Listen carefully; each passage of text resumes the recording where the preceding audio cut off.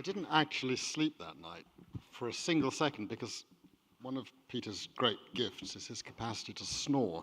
He snores unbelievably loudly and wonderfully. I'm thrilled to be here. Hay is a very special part of my life. I think I've gone every year. I haven't missed a year since that time that Peter first invited me, maybe 13, 14 years ago. And it's a fixture in our family calendar, and I try to stay always for the whole of the festival, as I will again this year. It's wonderful to be here. It's a very special place in a very muddy field, in a very special part of the United Kingdom, which is a bastion for the values we really care about, that Peter has done more than any person I know to promote. Values of liberalism, respect for the rule of law, freedom of expression. And that is right out one of the things that is magnificent about Hay. Now, going from that, we were asked to address an episode that had informed our Hay experience. So I want to tell you about the event that occurred to me in 2011. Peter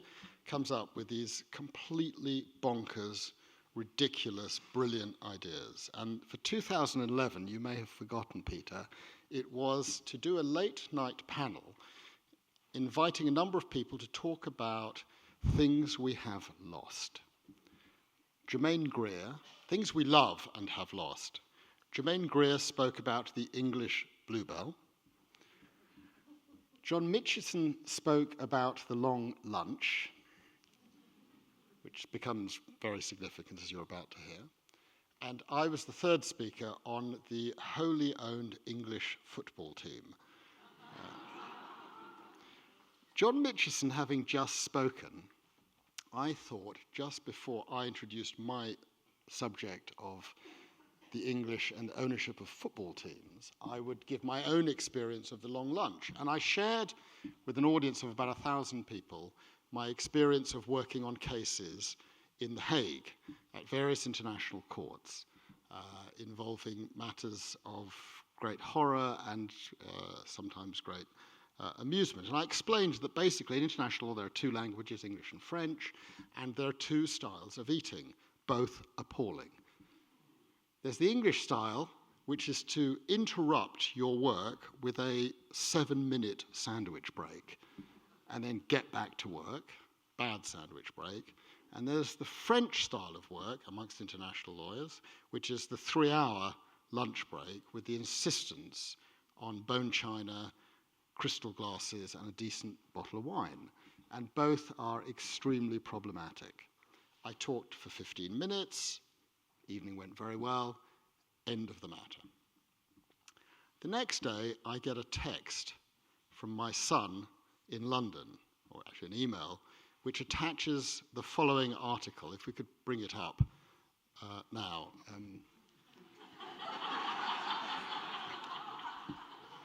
Okay. Just in case you're confused, I'm the one on the left. Okay?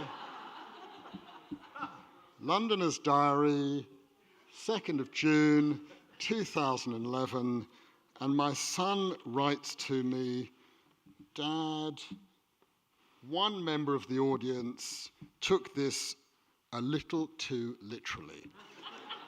Okay, fine. Then emails started coming in from High Court judges, one Supreme Court judge, a number of barristers, all of whom read the Evening Standard. It's unbelievable how many people read the Evening Standard.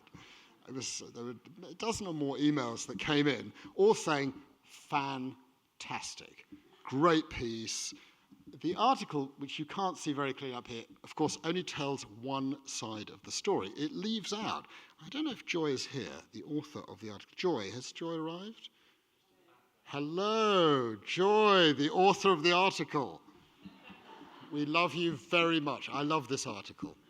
But you only told one side of the story, which was my vicious attack on the French. What you need to know about me is I'm a dual national. I'm British and I'm French. So I can be rude about both, equally. And all the people in London thought it was terrific. Fine. 10 days pass. I then receive the following email from a very distinguished colleague in France. Philippe, not even dear Philippe, not even cher Philippe, Philippe. And it encloses a cheaply scanned version of the article on the left. The one on the right is from The Independent, appeared later. So you just need to focus on the one on the left. And it writes in English, "I find the enclosed documents rather outrageous." 3 questions then. 1, have you made this declaration? Parenthesis, about French eating habits. 2, if no, have you demanded a droit de réponse to the Evening Standard? 3, if yes, when has it been published? Thank you in advance for yes or no answers. So I think this is just a joke. So I wrote back and say, ha ha ha, very funny, love your email, but whatever. Email comes back as follows. Obviously, we don't have the same sense of humor. I mean, okay, Joy, Londoner's diary in the Evening Standard is not the front page of, the Financial Times or the Guardian or the Telegraph or whatever in terms of a newsworthy item. The article is as ridiculous as it is scandalous. It contains numerous anti-French sentiments. It is vulgar and it is full of cheap jokes. It is also deeply harmful to your French colleagues. I'm just, this is, Peter, this is what happens when you put on an 11 o'clock event at the Hay Festival. So I write back saying, okay, just to calm things down, I write back and I say, really sorry, wasn't intended to cause offense. Could I invite you to a lunch or a dinner at a restaurant of your choice with whoever you want to come in Paris, London, or The Hague? Okay, and the response comes back, I'll say it in French, il faut laisser du temps. Time must pass.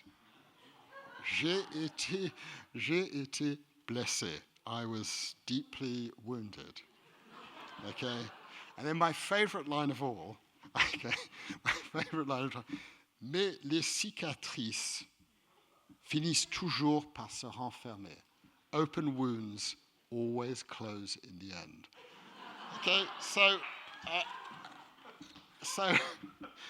I kid you not, as a consequence of that event, for 5 years, the individual concerned and I, who know each other well, do not speak to each other in The Hague until there is a reconciliation in 2016 when we are hired to work together for the same country. In other words, Hay, in all its wonderful ways, causes mayhem, not only in that fantastic muddy field in Wales, but far away across oceans and places. And that is the greatness of Hay. Thank you very, very much, people.